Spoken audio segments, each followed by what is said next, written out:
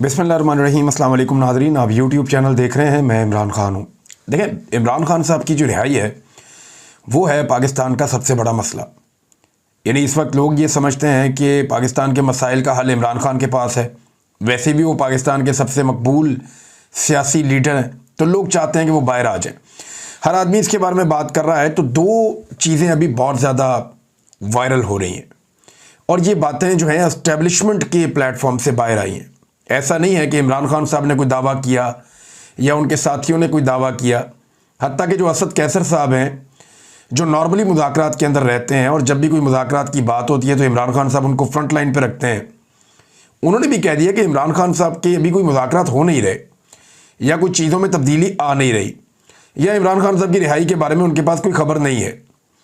वो ये कहते हैं कि हमने कौमी यकजहती के लिए अपने रवैये को फॉर द टाइम बीइंग इस हुकूमत के साथ तब्दील किया, और उसका मतलब ये निकाला जा रहा है कि शायद कि मुज़ाकरात चल रहे हैं या कोई डील चल रही है या कोई बैकडोर चैनल कोई चीज़ें चल रही हैं।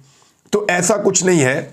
ये ट्रक की बत्ती है। इससे पहले भी लोगों ने इसके बारे में बात की और अभी भी लोग इसके बारे में बात कर रहे हैं। पाकिस्तान तहरीक इंसाफ की लगभग जितनी भी अहम क़यादत है, उन सारों ने इस इम्कान को रद्द कर दिया है कि एस्टेब्लिशमेंट अपनी पॉलिसी बदलने जा रही है, हालात बेहतर होने जा रहे हैं, या इमरान खान साहब की रिहाई की कोई कोशिश की जा रही है। हाँ, एक खबर जो बहुत बड़ी खबर के तौर पे सामने आई, जिसमें नजम सेठी साहब ने, ज़ुबैर अली खान साहब ने, मेरे एक दो दोस्त और हैं, उन्होंने भी ये खबर दी है। तो ये 4-5 लोगों की खबर है कि जेल के अंदर मुलाकात हुई थी इमरान खान साहब से, एक अहम शख्सियत की जो गैर सियासी है, और इमरान खान साहब से मदद मांगी गई थी कि सपोर्ट दी जाए इंडिया के खिलाफ। तो वो इमरान खान साहब ने सपोर्ट दे दी और वो बात वहीं ख़त्म हो गई। ना इमरान खान ने कोई डील मांगी, ना उन्हें कोई डील दी गई, बल्कि अगर कोई बात हुई भी तो इमरान खान साहब ने उस मौके पर, जितना मैं इमरान खान को जानता हूँ, जिस वक्त उनके साथ इंडिया पे बात की जाएगी तो वो इतना कमज़ोर आदमी नहीं है कि उस वक्त अपनी रिहाई की बात करेगा, या जिस वक्त उससे कोई मदद मांगने के लिए जाएगा या उससे ये कहेगा कि पाकिस्तान की खातिर या इंडिया से इस वक्त लड़ाई की सूरत हाल है, तो अपने सोशल मीडिया को, अपने मीडिया को खुद अपना स्टेटमेंट जो है वो आप हमारे हक में दें। तो इमरान खान साहब जब वो मदद देंगे या बात करेंगे तो इतना कमज़ोर आदमी नहीं कि वो उस वक्त कहेगा जनाब मेरी रिहाई कर दें, या कोई सियासी बात करेगा।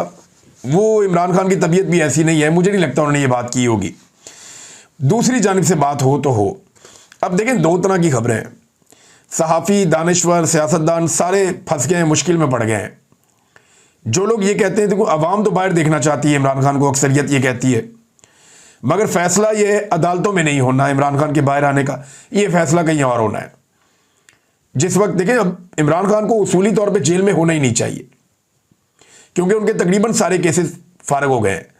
अगर ये मामला अदालतों के होते तो 200 मुकदमात बनाकर आलमी रिकॉर्ड ना बनाया जाता। अदालतों का मामला ही नहीं है, मामला कहीं और हो रहा है। ये मिलिट्री एस्टेब्लिशमेंट का फैसला है कि इमरान खान साहब को जेल में रखना है।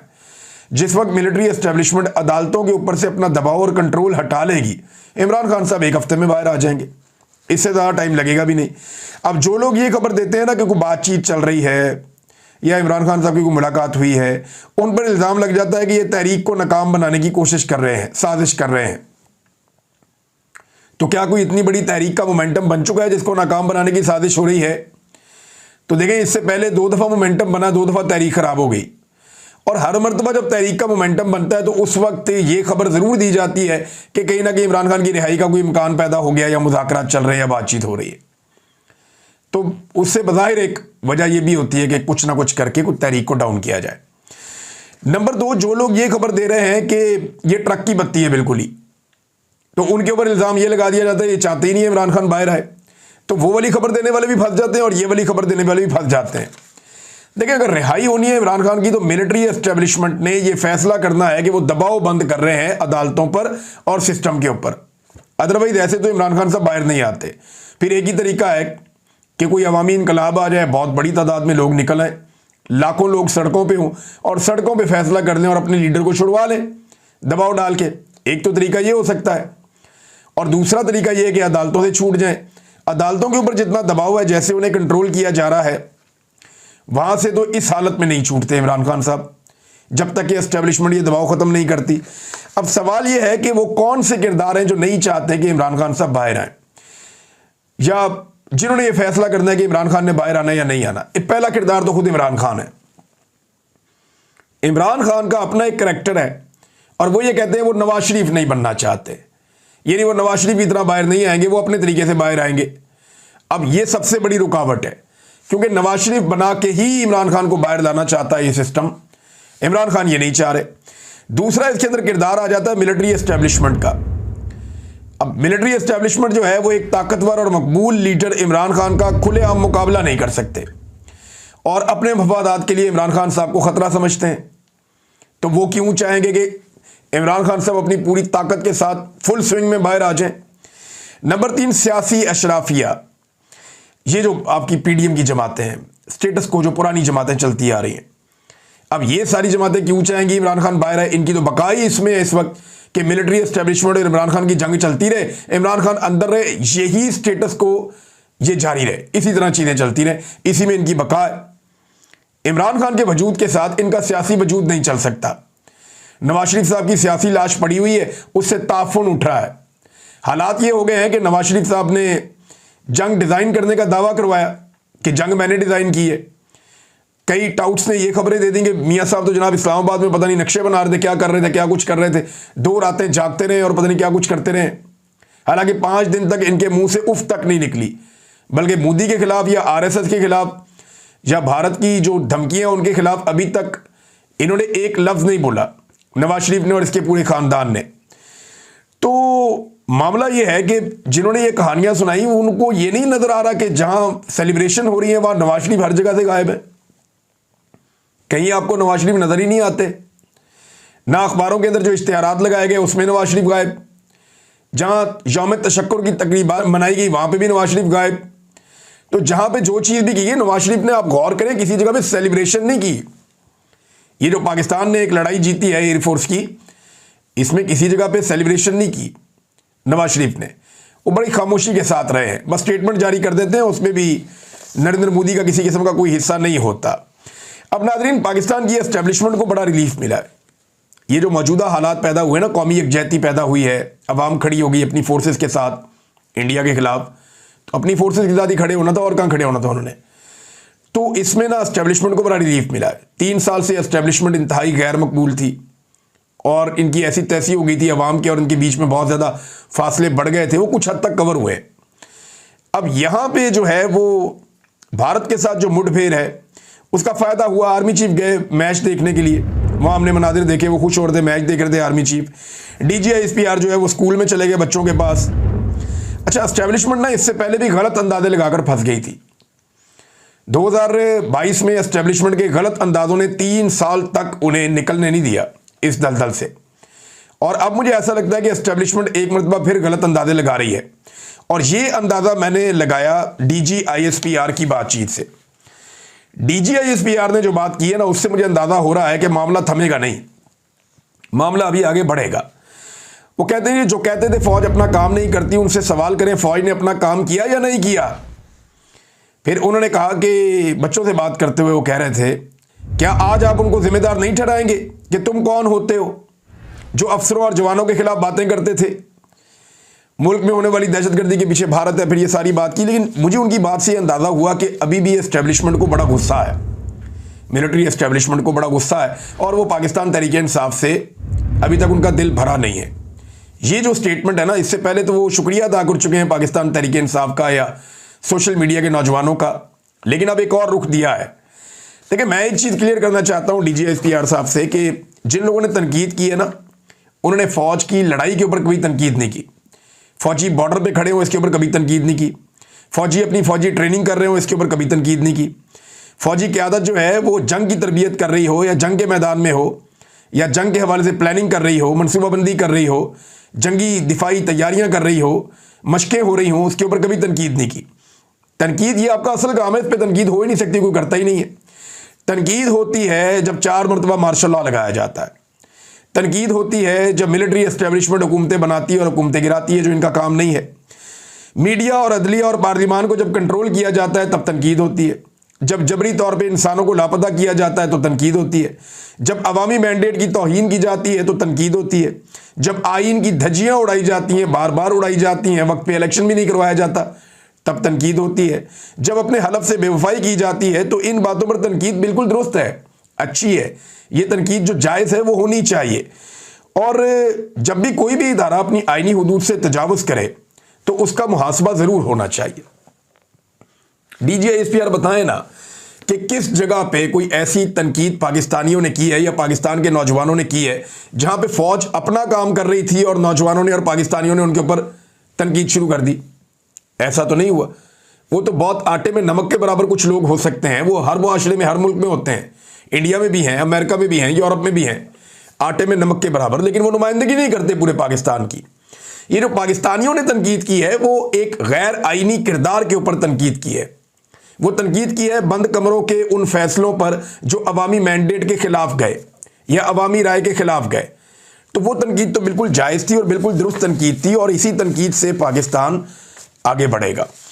नाज़रीन, न्यूयॉर्क टाइम ने एक खबर दी है, वो खबर मैं आपके सामने रखता हूं, लेकिन उससे पहले नजम सेठी साहब ने इंडिया और पाकिस्तान की जंग के हवाले से कुछ दावा किया। अब उन्होंने ये कह दिया कि ये जंग का जो आगाज़ था ये एक फरेब था और एक ड्रामा था। भारत ने पाकिस्तान को पहले ही बता दिया था और आंख मार दी थी कि जनाब हम फलां जगह अटैक करने आ रहे हैं, तो तुसी ज़रा अपना बंदोबस्त कर लो। और पाकिस्तान ने उन सारी जगहों को खाली भी करवा दिया था। ये खबर मैंने आपको दे भी दी थी कि 1000 मदरसे तो आज़ाद कश्मीर में खाली करवाए गए थे।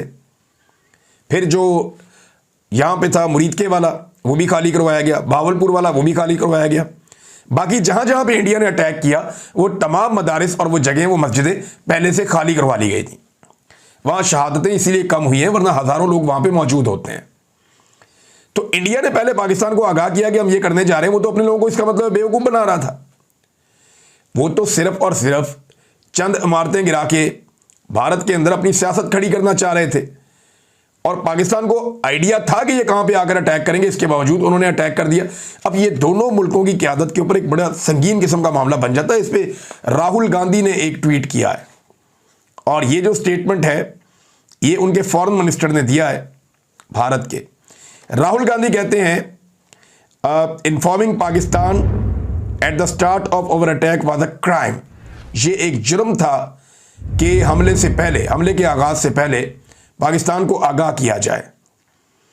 और जनाब ये वो कह रहे हैं कि मिनिस्टर ने पब्लिकली एडमिट कर लिया इस बात को कि गवर्नमेंट ऑफ इंडिया ने ये किया है, कि भारतीय हुकूमत ने ये किया है।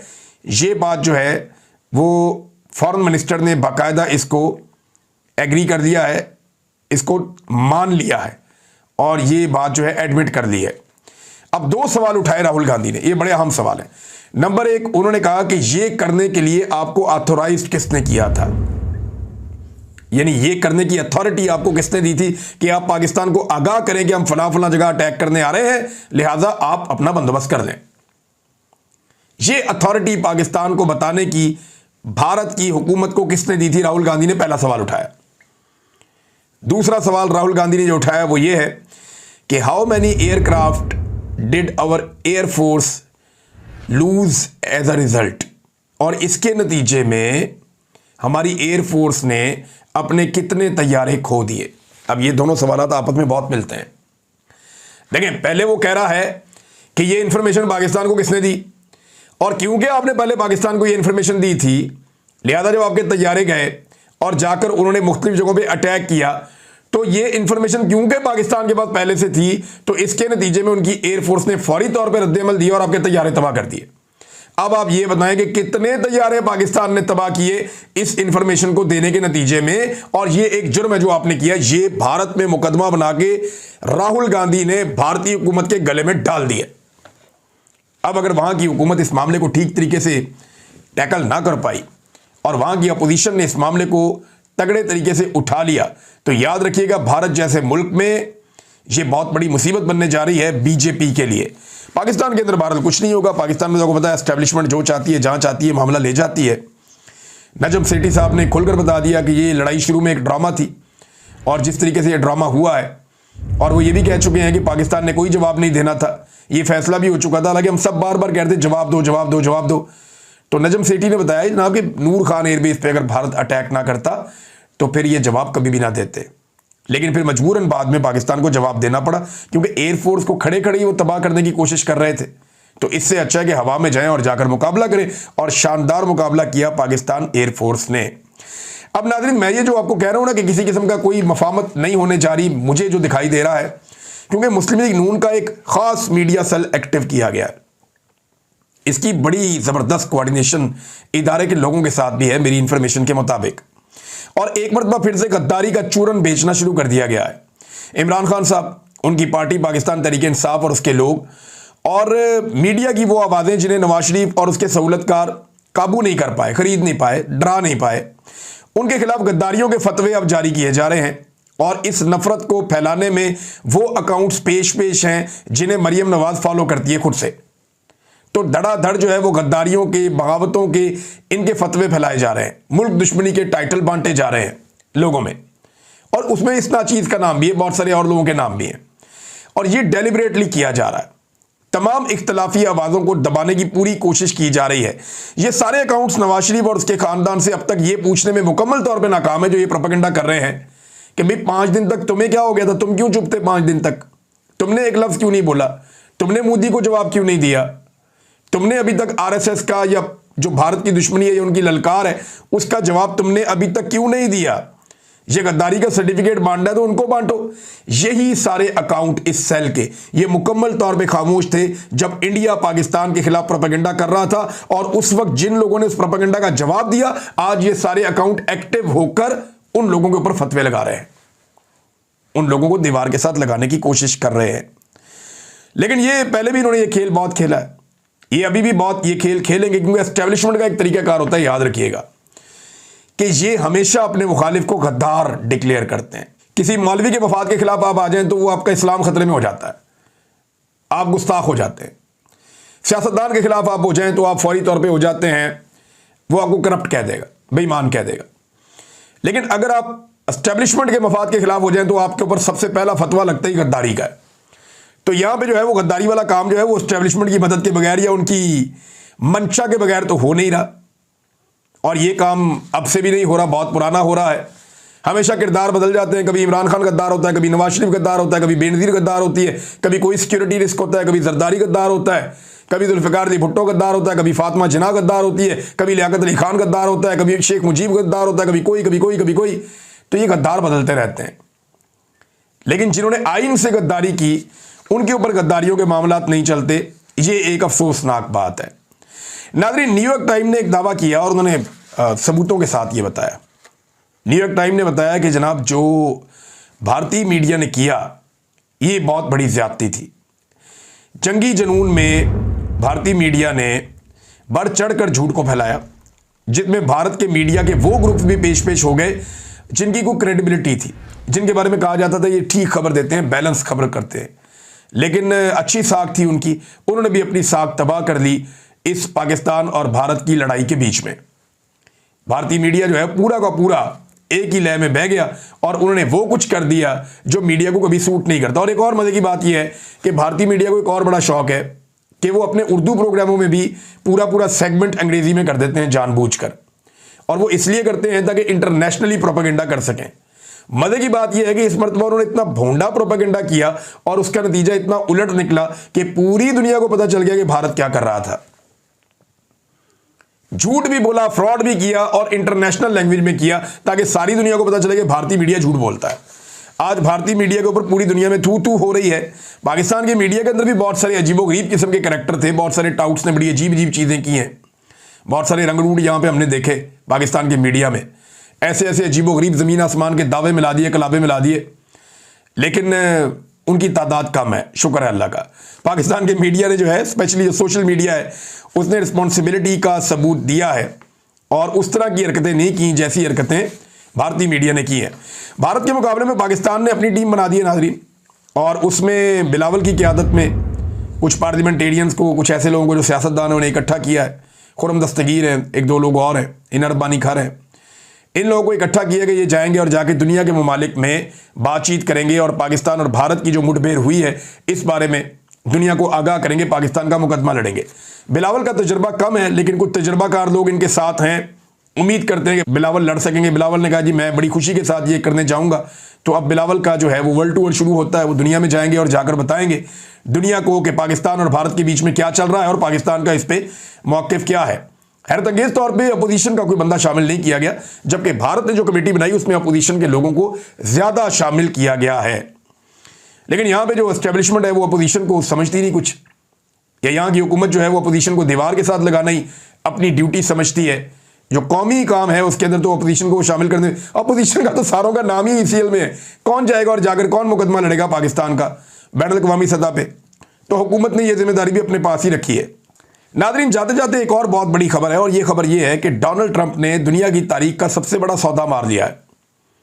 तारीख बदल दी डोनाल्ड ट्रंप ने। 3 मुल्कों का दौरा किया और वहां से 3,320 अरब डॉलर्स के मुआहदे करके एक हफ्ते में निकल लिए। इतना तो आज तक नहीं हुआ। दुनिया के बड़े बड़े फातहीन ने बड़ी बड़ी जंगें लड़ी और इतना माल नहीं बना सके। आज तक तारीख में कोई हुक्मरान इतनी जल्दी इतना माल लपेट के अपने मुल्क में ले जाने का सौदा नहीं कर सका। ये ऐसा नहीं है कि अमेरिका में चला गया, लेकिन अगर इससे आधा भी हो गया तो ये अमेरिका की बहुत बड़ी कामयाबी होगी। और इतना पैसा अगर ये अरब के रेगिस्तानों से पहुंच जाता है अमेरिका में इन्वेस्टमेंट के तौर पे, तो याद रखिएगा फिर अमेरिका काबू नहीं आता। इसकी इकोनॉमी को बहुत सपोर्ट मिल जाएगी और डोनाल्ड ट्रंप का ये बहुत बड़ा कारनामा बड़े लंबे अरसे तक फिर याद रखा जाएगा। लेकिन इन तीनों मुसलमान मुल्कों ने फ़लस्तीन की बात ज़रूर की, और डोनाल्ड ट्रंप ने अब कुछ पॉजिटिव 1-2 स्टेटमेंट दिए हैं। लेकिन इस बीच में भी गुज़िश्ता 24-36 घंटों में जो इतला आई है, 250 मज़ीद फ़लस्तीनी शहीद हो गए। वहाँ ग़िज़ा की किल्लत है, लोग भूखे हैं, परेशान हैं, और दुनिया उनके बारे में अभी तक कुछ नहीं कर पा रही। लगातार कत्लेआम हो रहा है। अब तक के लिए इतनी, अपना ख्याल रखिएगा, अपने इस चैनल का भी। अल्लाह हाफ़िज़।